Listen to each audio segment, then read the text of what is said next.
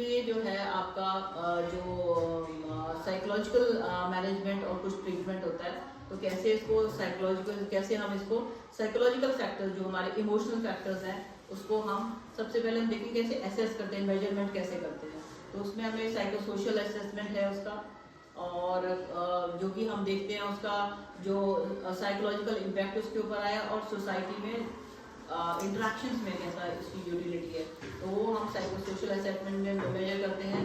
और काउंसलिंग और साइकोथेरेपी करते हैं। और फिर सीबीआर प्रोफेशनल्स जो होते हैं जो हमारे, वो उसको सपोर्ट करते हैं कैसे उसको डिसेबिलिटी के बारे में अवेयरनेस क्रिएट करें और कनेक्शन बनाए विद जो संस्थाएं उसको हेल्प करेंगी इस चीज़ के लिए, विजुअल डिसेबिलिटी को ठीक करने के लिए। तो इसमें सबसे बहुत इंपॉर्टेंट है फैमिली काउंसलिंग भी, जिसमें जो केयर गिवर्स होते हैं या फैमिली होती है वो बहुत इम्पॉर्टेंट है, उनको भी हमें सीबीआर प्रोफेशनल काउंसिल करना पड़ता है और उनको भी देखना पड़ता है। एंड देन वेरी इंपॉर्टेंट जो सीबीआर प्रोफेशनल्स का काम है, उनको collaboration with the I care professionals. तो हमारे बहुत सारे विलेजेस हैं जो जहाँ पे बहुत सारी फैसिलिटीज़ नहीं है। अर्बन एरियाज में तो बहुत फैसिलिटीज़ हैं, लेकिन रूरल एरियाज में इतनी फैसिलिटीज नहीं है, तो सीबीआर प्रोफेशनल्स का ये रोल बहुत ही इम्पॉर्टेंट हो जाता है। और फिर रिहेबिलिटेशन, अगर उन्होंने अवेयर भी कर दिया आपने तो, लेकिन अगर प्लान नहीं किया उन्हें कहाँ जाना है कैसे करना है, तो सीबीआर प्रोफेशनल्स का ये भी रोल है कि वो उनको रिहेबिलिटेशन की प्लान भी करेंगे, जिनकी पूरी विजुअल इम्पेयरमेंट हो गई है, which is very scary thing, जिससे बहुत घबराहट और साइकोलॉजिकल इश्यूज हो जाते हैं लोगों में। तो उसमें रिहेबिलिटेशन साइकोलॉजिस्ट क्या करते हैं, ग्रुप इंटरवेंशंस भी करते हैं। कई बार ग्रुप्स बना देते हैं ऐसे लोगों के जिनको प्रॉब्लम्स हैं, और उनको ग्रुप्स में उनको एजुकेट किया जाता है।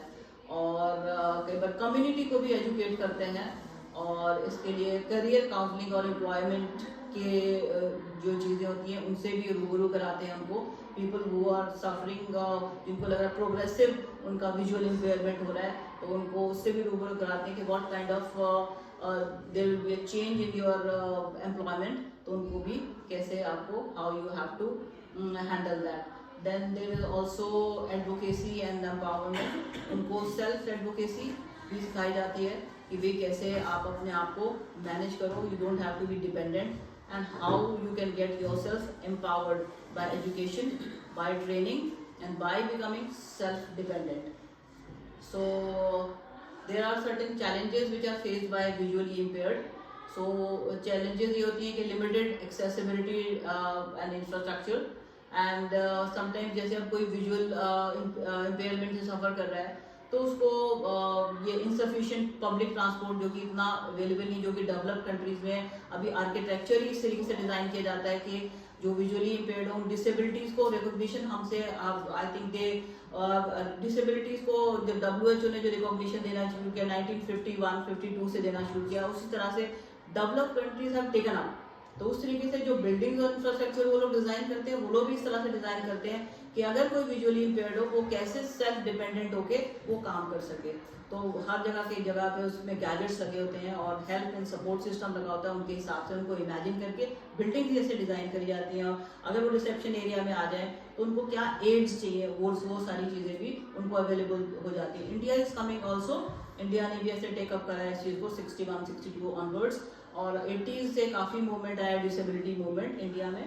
और इंडिया में भी आप उस तरीके से जो अभी मल्टीनेशनल कंपनीज हैं उसमें काफ़ी डिसेबल के लिए और स्पेशली ये विजुअल इम्पेयर्ड के लिए स्पेशल गैजेट्स हैं, और चीज़ें अब तो इलेक्ट्रॉनिक गैजेट्स भी और डिवाइसेस आ गए हैं जो उनको हेल्प एड और सपोर्ट करें।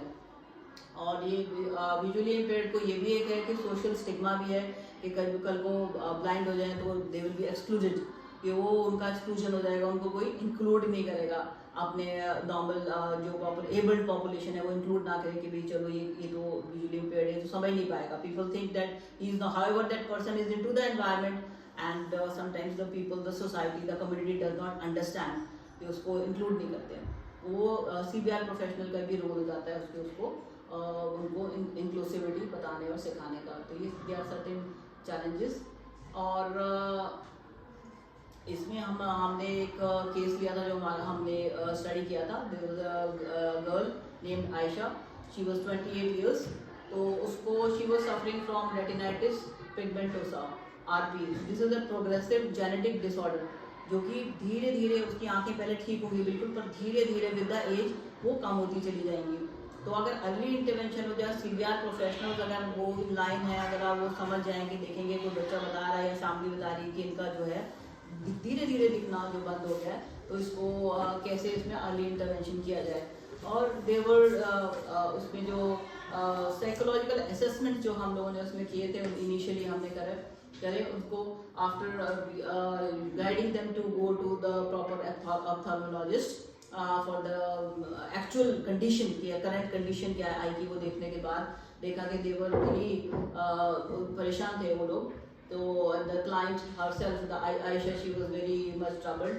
तो उसको हमने एक पेशेंट हेल्थ क्वेश्चनियर 9 PQ9 जिसका PHQ9 जिसका नाम है, to assess the depressive symptoms, small questionnaire जिसमें हम पता चलता है हमें डिप्रेसिव सिम्टम्स हैं, माइल्ड है, मॉडरेट है, कि सीवियर है।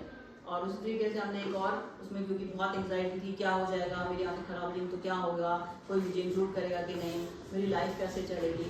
तो हमने GAD-7 जनरलाइज्ड एंग्जाइटी डिसऑर्डर पे एक GAD-7 स्केल होता है जो कि हमने उसको करने के लिए दिया। और PHQ9 के जो स्कोर्स थे वो हमारे पास मॉडरेट डिप्रेसिव सिम्टम्स आए और हमने उसको करा GAD-7 के भी हाई एंग्जाइटी। तो हमें इसको लेते हुए हमने उनका प्लान बनाया, गोल सेटिंग्स करी और उनको एंग्जाइटी को वो मिटिगेट करने के लिए we included certain therapies. And as a CVR professional हमने जो उनको साइको एजुकेशन दी उनको भी और उनकी फैमिली को भी, और साइकोलॉजिकल इंडिविजुअल साइकोलॉजिकल काउंसलिंग हमने उसको आयशा को हमने प्रोवाइड करी हमारे अपने जहाँ पे हम कर रहे थे वहाँ पे सेंटर पे। और फिर उसमें हमने CBT हमने क्लाइंट सेंटर्ड अप्रोच लगाया, उसमें CBT किया और ताकि उसको समझाया जाए what is the right, if your thoughts are desirable thoughts are there, तो आपके इमोशंस भी जो होंगे वो आपको हेल्प और सपोर्ट करेंगे और आपका बिहेवियर भी ठीक होगा। इन केस अगर आप बहुत टेंशन करोगे, बहुत सोचोगे, आपके जो अनडिज़ायरेबल थॉट्स होंगे, जो फियरफुल थॉट्स होंगे, अगर वो आएंगे your heart will get upset and your behaviour जो है वो अकॉर्डिंग नहीं होगा, तो फिर आपको that will cause a vicious cycle and आप एक एंग्शियस पर्सनैलिटी में बन जाओगे। या तो आप पास्ट में सोचोगे और या आप बहुत ज़्यादा फ्यूचर में सोचोगे, you will not be into the present. तो उसको हमने माइंडफुलनेस टेक्निक्स और ये सब हमने कराया। और ma'am excuse me here, mindfulness technique how can it be helpful for a visual impaired person?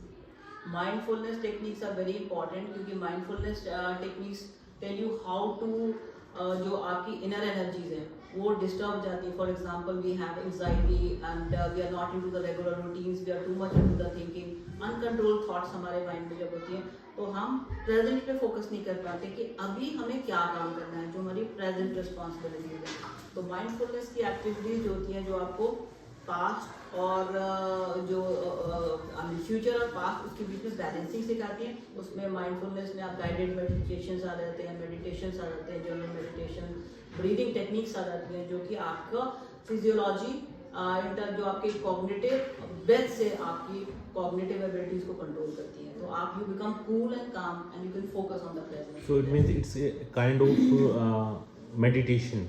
It's a kind of meditation, and yes, you can say that's a kind of meditation which a person does to practice even while doing the daily activities.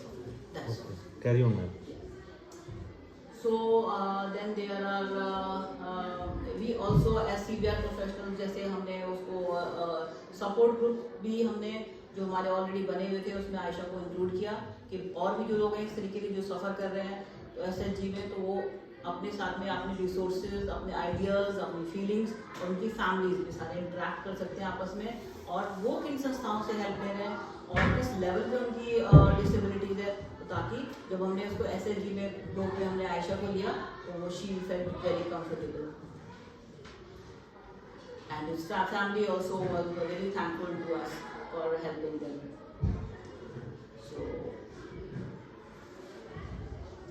So in conclusion, अगर हम देखें तो vision impairment requires a holistic and personalized approach to both and by recognizing the unique psychological challenges, for example, Aisha was facing or उसकी family was facing, and by helping them going through the individual psychological techniques and the group, forming a self-help group, and telling them mindfulness techniques, this really helped Aisha, and that is all.